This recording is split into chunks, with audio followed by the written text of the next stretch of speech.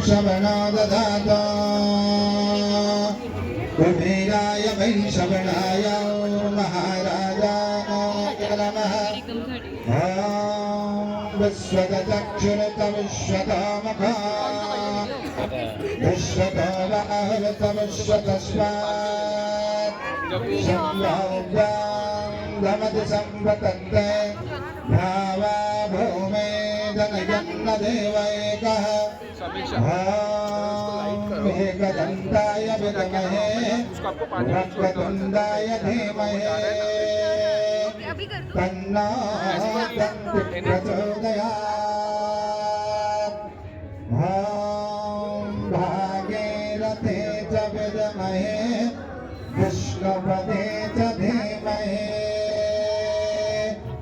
तन्नो गङ्गे प्रचोदयात्।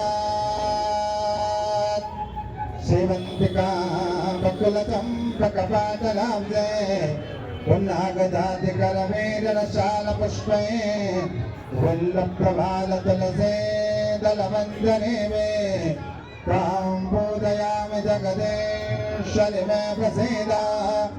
नानासुगन्धपुष्पाणि यथा कालोद्भवानि च पुष्पाञ्जलिर्मया दत्तं गृहाणं परमेश्वरे भगवते त्रिपदगामिने मोक्षदायिने मा गङ्गादेव्यै नमः। चरणकमलयो दिव्यमन्त्रपुष्पाञ्जलिं समर्पयामि।